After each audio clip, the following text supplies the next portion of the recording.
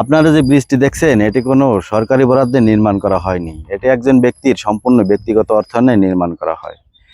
এটি হচ্ছে Fuji colour lab, Padma paper mill সহ অন্যান্য বড় বড় শিল্প প্রতিষ্ঠানের কর্ণধার বিশিষ্ট শিল্পপতি জনাব মোহাম্মদ ইকবাল খান। তিনি 2012 সালে এই ব্রিজটি নির্মাণ করতে প্রায় 5 কোটি টাকা ব্যয় খরচ করেন। মোহাম্মদ ইকবাল খান উনি 2012 সালে মৃত্যুবরণ করেন, কিন্তু ওনার যে কীর্তি যেটা আমাদের মাঝে রেখে গেছেন, এটার সুফল মানুষ আরও দীর্ঘদিন ধরে ব্যবহার করবে। এটার দ্বারা আরেকবার প্রমাণিত হলো যে কীর্তিমানের মৃত্যু নাই, উনি আমাদের মাঝে দীর্ঘদিন বেঁচে থাকবে। এই ব্রিজের উত্তর পাশে হচ্ছে চৌহাট বাজার এবং দক্ষিণ পাশে হচ্ছে বালিয়া বাজার। এই দুই বাজারকে একত্রিত করেছে এই ব্রিজটি। দুই পাড়ের 15টিরও বেশি গ্রামের মানুষকে একত্রিত করেছে এই ব্রিজ। উনি এরকম একটি নয়, দুইটি ব্রিজ নির্মাণ করেন।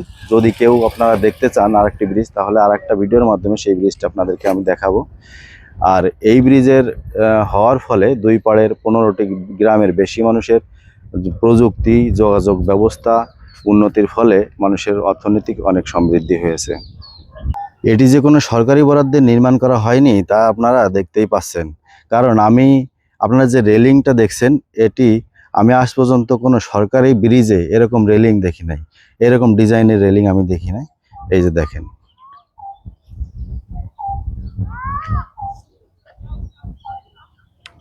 এই ব্রিজের উপরে যে দুইটি মিনার আপনারা দেখতে পাচ্ছেন, এই মিনার দুইটির উপরে হচ্ছে একটি মডেল মসজিদ করার কথা ছিল, কিন্তু দুর্ভাগ্যবশত এই মসজিদটি আর করা হয়নি, আর আমরা তার সাক্ষী হতে পারলাম না।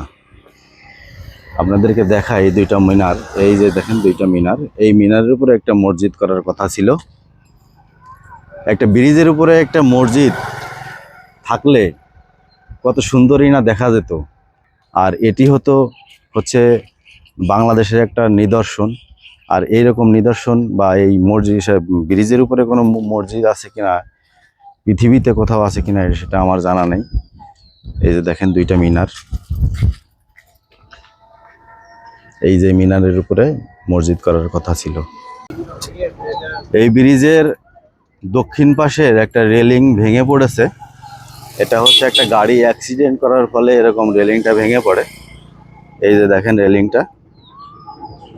তো আমি এই ধামরাই উপজেলা প্রশাসনের কাছে একটা আমার ব্যক্তিগত অনুরোধ জানাবো, সেটা হচ্ছে আপনারা সরকারি কিছু বরাদ্দ এখানে দিয়ে এই ব্রিজের কিছু সংস্কার করেন।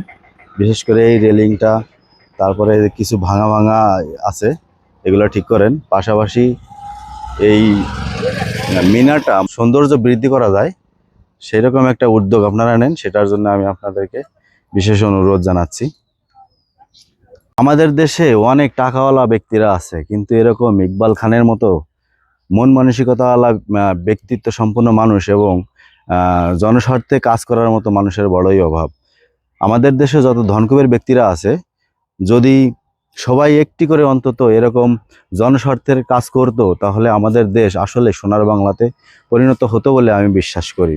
বড় ব্রিজ বাংলাদেশে ব্যক্তিগত টাকায় নির্মাণ করা হয় বা দ্বিতীয়টি আছে কিনা আমার জানা নেই। যদি কারো জানা থাকে তাহলে আপনারা সেটা কমেন্টের মাধ্যমে জানাতে পারেন, অথবা ব্রিজের নাম বা কোথায় অবস্থিত সেটা আপনারা জানাতে পারেন, তাহলে আমার সাথে সাথে সবাই সেটা দেখতে পারবে। তো সবাইকে ধন্যবাদ। কেমন লাগলো ব্রিজটা আপনারা সেটাও জানাইতে পারেন। আসসালামু আলাইকুম।